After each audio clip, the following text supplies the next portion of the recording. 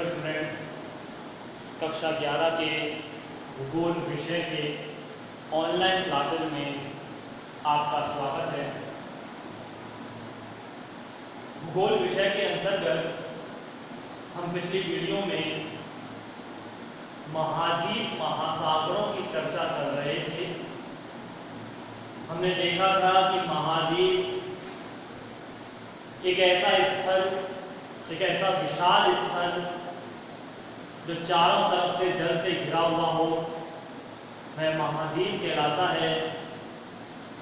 और विशाल जलीय भाग महासागर कहलाता है।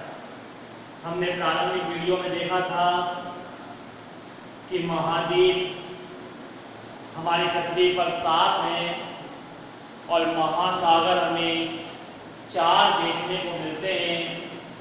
कहीं कहीं पर ये 4 महासागर 5 भी मिलते हैं, क्योंकि अटलांटिक महासागर को 2 भागों में बांटा जाता है, उत्तरी अटलांटिक और दक्षिणी अटलांटिक। तो इस तरह से अगर 2 भागों में बांट दिया जाए तो 5 महासागर, और नहीं बांटे तो 4 महासागर हमारी पृथ्वी पर मौजूद है। ये प्रारंभिक वीडियो में हमने चर्चा की थी। कल हमारा जो टॉपिक चल रहा था वो महाद्वीपीय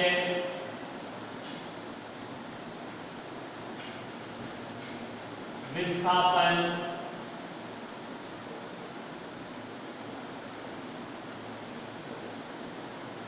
सिद्धांत चल रहा था कि किस प्रकार से आज दिखाई देने वाले विभिन्न महाद्वीप और विभिन्न महासागर अस्तित्व में आए। क्या प्राचीन समय में भी ये इसी रूप में मौजूद थे, या कुछ ऐसी घटनाएं घटित हुई जिनके कारण ये महाद्वीप और महासागर का वर्तमान स्वरूप विकसित हुआ। तो इस संबंध में कल हमने देखा था कि एक भूगोलवेत्ता हुए एल्फ्रेड, कहीं कहीं पर अल्फ्रेड में लिखा मिलता है, एल्फ्रेड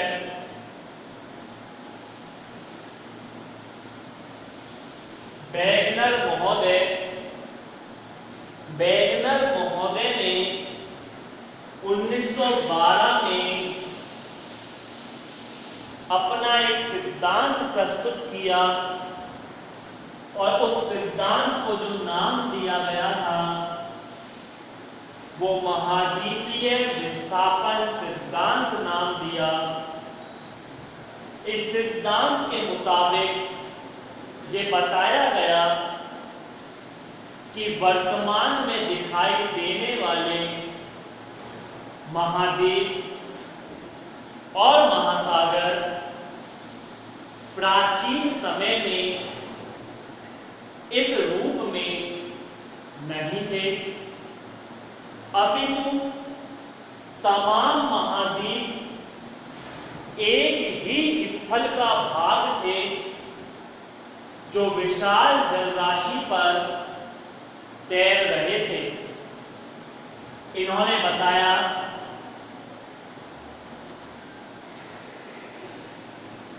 कि प्राचीन समय में समस्त महाद्वीप एक ही स्थल का भाग थे, जो विशाल जलराशि पर तैर रहे थे।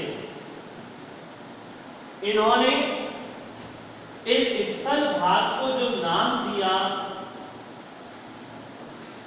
वो पैंजिया नाम दिया, और जो जलीय राशि को जो नाम दिया वो पैंथालासा नाम दिया। अर्थात इनके अनुसार पैंजिया जो था वो पैंथालासा पर तैर रहा था। समय बीता और समय बीतने के पश्चात कुछ बल उत्पन्न हुए, ज्वारीय बल, अपकेंद्रीय बल, कुछ ऐसे बल उत्पन्न हुए कि स्पेंजिया में चटकने आरंभ हो गई, दरारें पड़ना शुरू हो गई। प्राचीन समय में ये दो भागों में बटा पेंजिया, एक भाग उत्तर की तरफ चला गया, दूसरा भाग दक्षिण की तरफ चला गया। समय बीता, इसमें और चटकने आरंभ हुई, ये टुकड़ों में बंटता चला गया और वर्तमान स्वरूप में निर्मित हुआ। हम इसको इस तरह से समझ सकते हैं कि ये विशाल जलराशि जो आज भी दिखाई देती है हमारी पृथ्वी पर, और ये कहा जाता है कि पृथ्वी के 71% भाग पर जल मौजूद है, जबकि 29% भाग पर स्थल मौजूद है। तो ऐसे में ये बात भी सामने दृष्टिगोचर होती है कि स्थल छोटा था, पहले भी छोटा था और अब भी छोटा है, और जलीय राशि आप पहले भी बड़ी देख सकते हैं और अब भी अधिक मात्रा में मौजूद है। तो ये जलीय राशि मौजूद थी, स्थल भाग में चटकने आरंभ हुई, दरारें हुई, और ये स्थल भाग इस तरीके से बढ़ता चला गया।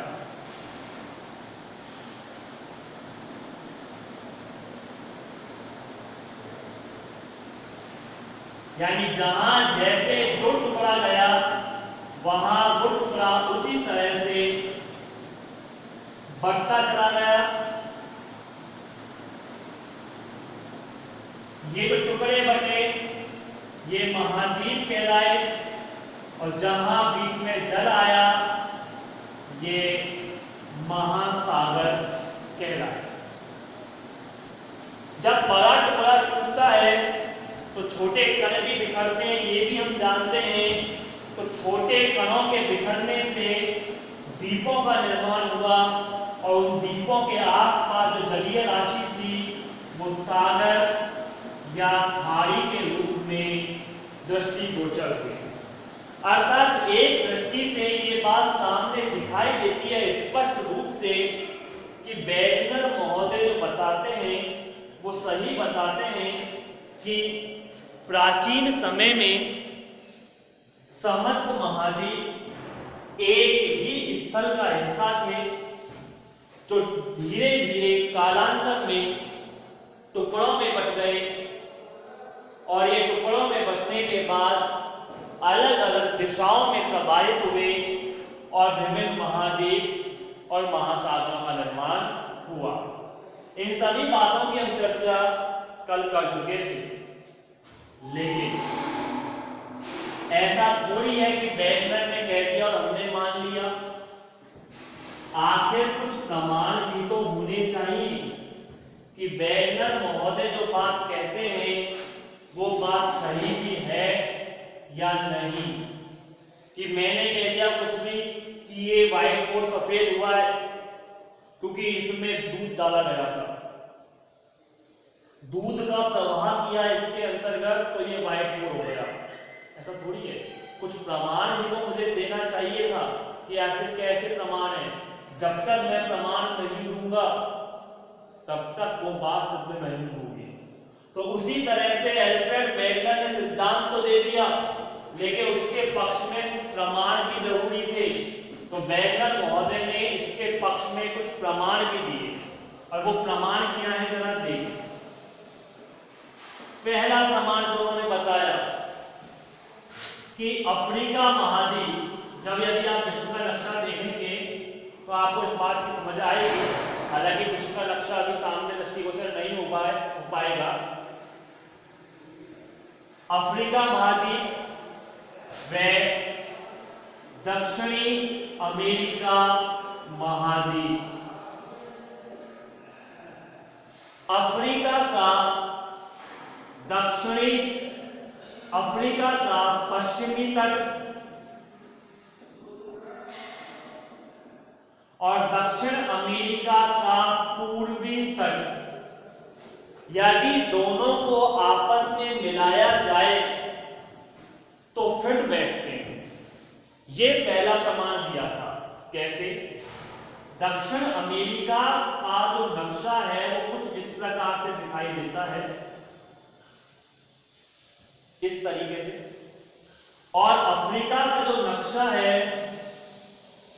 वो इस तरीके से दिखाई देता है।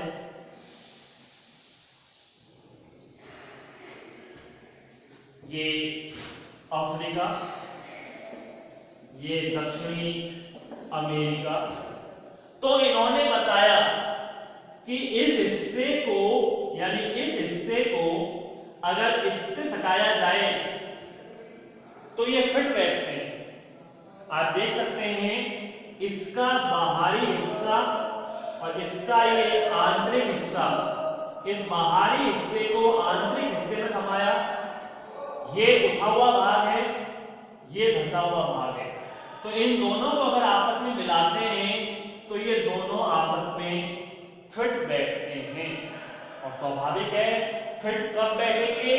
जब कोई चीज आपस में एक दूसरे का हिस्सा हो। एग्जाम्पल के रूप में इस चौक की ही हम बात कर लेते हैं। ये चौक पूरी दिखाई दे रही है आपको एक समान, इसको बीच में से तोड़ दिया गया। अब मैं इसको आपस में जोड़ूंगा तो आप देख सकते हैं ये फिट बैठ गए, क्योंकि ये दोनों एक दूसरे का हिस्सा है, थे और अब है। टूट गए, अलग हो गए, लेकिन अब भी आपस में क्या है? ये जुड़ रहे, फिट बैठ गए। लेकिन अगर इसी को मैं उल्टा कर दूं ऐसे, तो क्या फिट बैठेंगे? संभव ही नहीं। आप देख रहे हैं फिट ही नहीं बैठे। इधर से करें तो भी नहीं, लेकिन इनको आपस में अगर जोड़ दिया जाए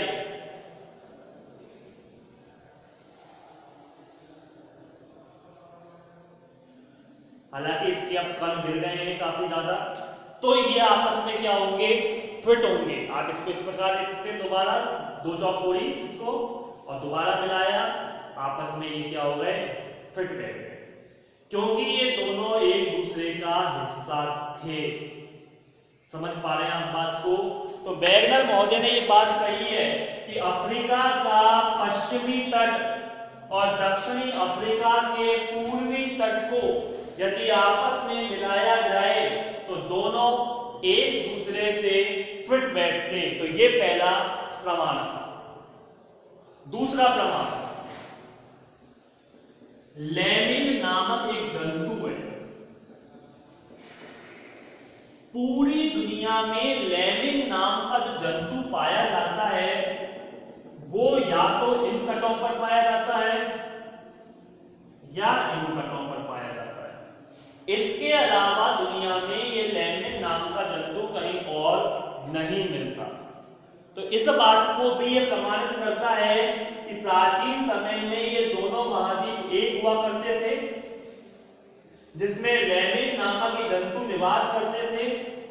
समय के अनुसार चट्टानें आरंभ हुई, ये टुकड़ा अलग हो गया, ये टुकड़ा अलग हो गया, लेकिन लेमिन नामक जो जंतु की ये कह सकते हैं आगामी पीढ़ी है। लेमिन नामक जंतु जो है वो कुछ यहाँ रह गए और कुछ यहाँ। समय के अनुसार इनमें वृद्धि हुई और इन्होंने अपना विकास कर दिया। अन्यथा क्यों पूरी दुनिया में ये लेमिन जंतु कहीं और नहीं पाया जाता? यही क्यों? ये भी प्रमाणित करता है कि वैगनर महोदय सही बात कह रहे हैं।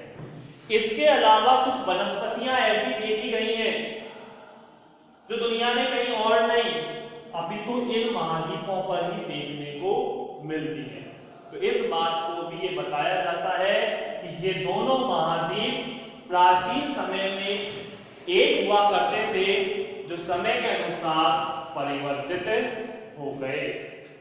तो वैगनर महोदय का ये सिद्धांत अपने प्रमाणों के आधार पर सटीक बैठता है कि हाँ, वैगनर महोदय जो कहते हैं वो लगभग काफी हद तक सही बात है।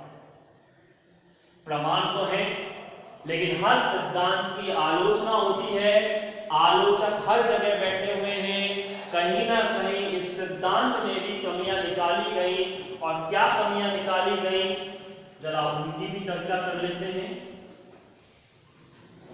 वेगनर महोदय के सिद्धांत की जब आलोचना हुई तो आलोचना में सबसे पहली आलोचना यही हुई कि जब वेगनर महोदय ये कहते हैं कि अफ्रीका का पश्चिमी तट और दक्षिणी अमेरिका का पूर्वी तट आपस में मिलाया जाता है, तो अगर मिलाया जाए तो उनमें 15 डिग्री का